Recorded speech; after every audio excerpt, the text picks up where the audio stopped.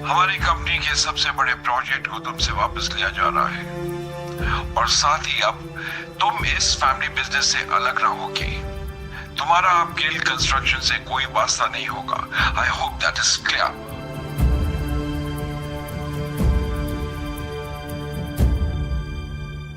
अब ये सब जो कुछ भी है मेरी सरदर्दी है और ये सब मैं खुद ही हैंडल कर लूंगी। इस एक मेल की वजह से मुझसे मेरा ड्रीम प्रोजेक्ट छीना गया। दादाजी ने कहा है कि वो मुझसे प्रोजेक्ट वापस ले रहे हैं और सिर्फ यही नहीं, मुझे कंपनी से भी बाहर किया जा रहा है। मगर ऐसा कैसे हो सकता है? एक प्रोजेक्ट की वजह से कोई भी किसी को कंपनी से कैसे निकाल सकता है? और अगर अप्रूवल नहीं मिला, इसमें आपकी क्या गलती है? मैंने कहा ना कि मैं ये सब खुद हैंडल कर लूंगी। मुझे लगता है कि आपको एक बार दादाजी से मिलकर इस मामले में बात करनी चाहिए। इतना बड़ा फैसला फोन पर नहीं कर सकते। शनाया, दुनिया मुझे निकम्मा समझती है और शायद आप भी मुझे ऐसे ही समझते। आप एक बार अपने इस निकम्मे पति को भी मौका देकर देख लो। ओह, तो आप अपने आप को बड़ा तीसमार खान समझते हैं ना? क्या कर लेंगे आप? मेरे साथ चलो और अपने दादाजी से बात करो।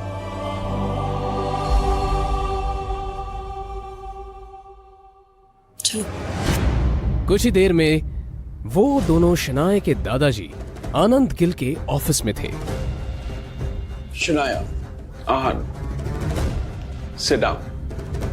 देखो शनाया, बिजनेस के मामले में मैं बहुत साफ हूं। मैंने जो फैसला लिया है गुस्से में आकर नहीं और ना ही जज्बात में आकर लिया है। ये नई बिल्डिंग का प्रोजेक्ट गिल कंस्ट्रक्शन का बहुत बड़ा सपना था जो अब तक मुकम्मल नहीं हुआ। Why?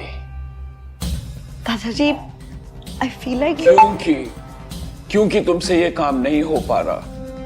मैंने ये प्रोजेक्ट तुम्हारे कजन शौर्य को दे दिया है। आज से वो इस प्रोजेक्ट को हैंडल करेगा। तुम घर पर बैठकर आराम करो। पर दादाजी, ये प्रोजेक्ट मेरा सपना है दादाजी। मुझे नहीं पता क्या कमी रह गई जो हमें अप्रूवल्स नहीं मिले, बट आई प्रॉमिस यू किसी भी हाल में मैं अप्रूवल्स लेके रहूंगी। दादाजी प्लीज, शौर्या को ये प्रोजेक्ट देने से पहले मुझे एक आखिरी मौका दीजिए प्लीज दादाजी।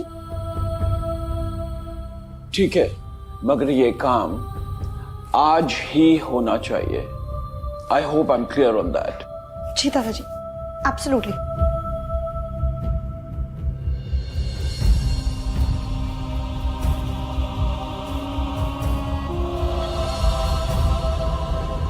शौर्य शनाया का ही कजिन था जो हमेशा से शनाया को बिजनेस से बाहर करना चाहता था।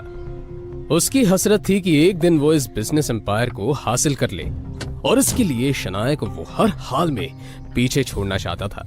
अप्रूवल के लिए आई हो, मगर अफसोस अब कोई फायदा नहीं है क्योंकि उस ऑफिसर को मैंने ऑलरेडी खरीद लिया।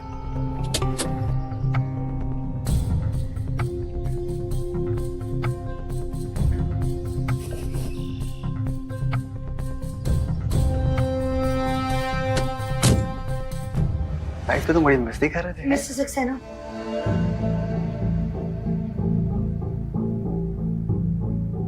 कहिए शनाया जी, कैसे आना हुआ? गिल कंस्ट्रक्शन की जो बिल्डिंग है उसके सारे डॉक्यूमेंट्स कंप्लीट हैं और हर जगह पर सारे नियमों का पालन भी किया गया है। बावजूद इसके हमें अप्रूवल नहीं मिला।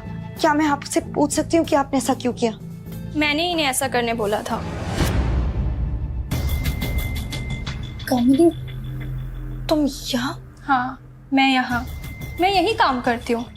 और ये जिस सक्सेना से तुम बात कर रही हो ना, वो मेरा पति है शनाया। जब मुझे पता चला कि तुम्हें हमारे अप्रूवल की ज़रूरत है तो मैंने ही इन्हें ऐसा करने से मना कर दिया। आज मेरा पति वो जगह पे है जहाँ वो तुम्हारा काम बना भी सकता है और बिगाड़ भी सकता है।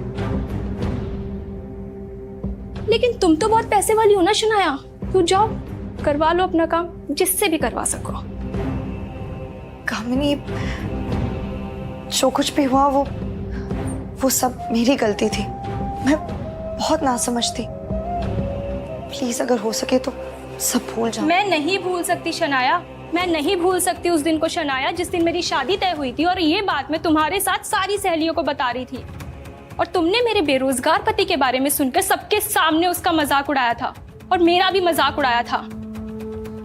सारी सहेलियां हंस रही थी मेरे ऊपर और मैं रोते हुए वहां से आई थी। कामिनी देखो, वो सब मेरी नासमझी थी और मैं बहुत ज्यादा शर्मिंदा हूँ। शर्मिंदा होने से काम नहीं चलेगा शनाया। उस दिन का बदला तुम्हें आज चुकाना होगा। बेइज्जती के बदले बेइज्जती होनी चाहिए। मतलब ये तुम्हारा पति है ना, इसने आज तक कौन से झंडे गाड़ दिए शनाया? अरे इसकी तो मेरे पति के बराबर खड़े रहने की भी औकात नहीं है। और मैंने सुना है कि ये घर जमाई बनकर रहता है। कामिनी, अब तुम गलत बोल रही हो। मैंने अभी कुछ कहा ही कहा है शनाया। ठीक है, अब सुनो, अगर तुम्हें अप्रूवल चाहिए तो तुम्हारे पति को बोलो मेरे पति के सामने हाथ जोड़ के गिड़गिड़ा के अप्रूवल की भीख मांगे। कामिनी, तुम बाहर का रास्ता उधर है शनाया।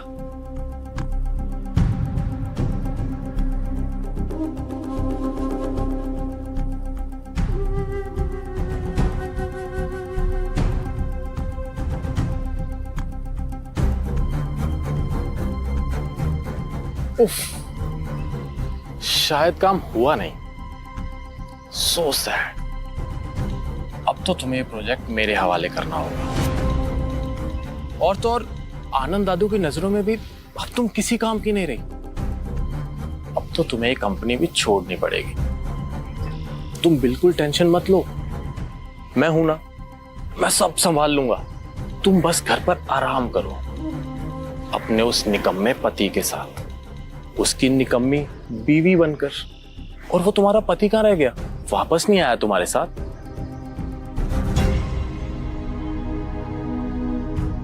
बाहर से शीशे के उस पार क्या हो रहा है ये साफ दिख रहा था। और फिर शनाया ने जो देखा उससे तो शनाया को झटका सा लगा। अंदर आहान सारे स्टाफ के सामने गिड़गिड़ा रहा था, अप्रूवल की भीख मांग रहा था।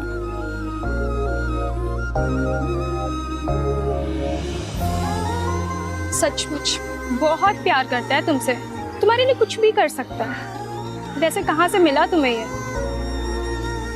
खैर, मुबारक हो, तुम्हें तुम्हारा अप्रूवल मिल चुका। मगर ये कैसे हो सकता है? मैंने तुम्हारे पति को पैसे दिए हैं। वो तुम्हें वापस मिल जाएंगे। मेरे लिए मेरा बदला ज्यादा जरूरी था।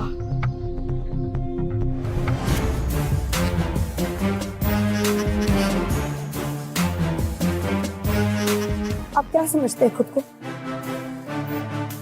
क्यों किया आपने ऐसा?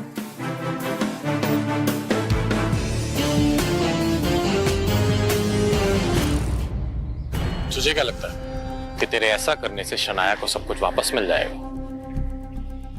मैं इसे कहीं का नहीं छोड़ूंगा।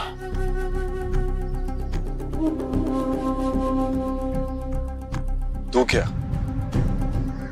दुनिया में कोई भी शनाया का बाल तक बांका नहीं कर सकता।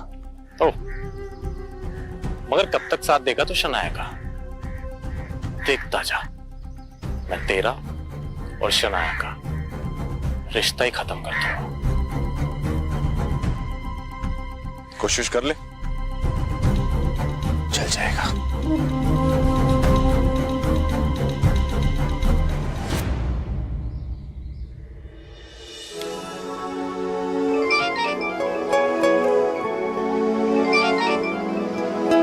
जी दादाजी। तुम्हारी कामयाबी की खुशी में हमने आज पुराने घर पर पार्टी रखी है। तुम आहन के साथ आ जाना। जी दादाजी, थैंक यू, हम आ जाएंगे।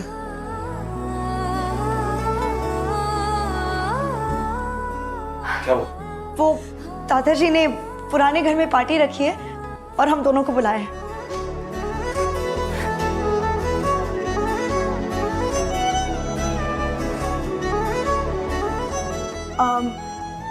मेरा मतलब है कि पार्टी में बुलाया है, पर इसमें इतना खुश होने वाली बात ही नहीं है।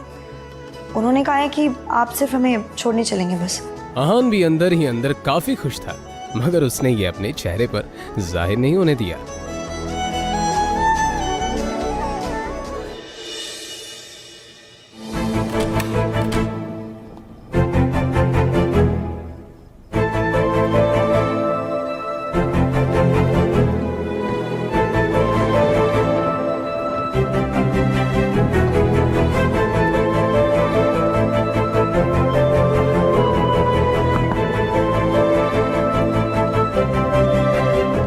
इतना हैरान होने की कोई जरूरत नहीं है। अपने लिए कुछ कपड़े मंगवाए थे, पसंद नहीं आए। दुकानदार पैसे वापस ही नहीं कर रहा था, तो मैंने सोचा आपके लिए कुछ मंगवाया।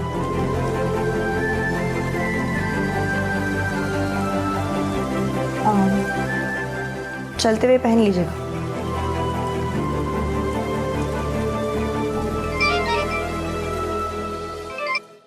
हाँ शगुन बोलो। शनाया, ये शॉपकीपर बोल रहा है कि तुमने आहान के लिए स्पेशल ऑर्डर देके सूट बनवाया है। क्या चल रहा है ये सब? तो मैं आहान के लिए कुछ करूं तो उसमें गलत क्या है? फोन रखो, बाद में बात करते हैं। शाम हो चुकी थी और सभी बड़े लोग पार्टी में आ चुके थे। आहान और शनाया को देखकर शौर्य और शगुन के मन में कुछ और ही चल रहा था। एक काम बोला था मैंने इस आहान को, वो भी नहीं हुआ इससे। आजकल बहुत सर पर चढ़कर नाच रहा है। इसके लिए मैंने खुद कुछ सोच रखा है, कुछ ऐसा जिससे जितनी ये जोड़ी खूबसूरत दिख रही है उतना लोग इन पर थूके। उसके लिए मुझे तुम्हारा साथ चाहिए होगा। आखिर क्या प्लान आया है शौर्य के दिमाग में?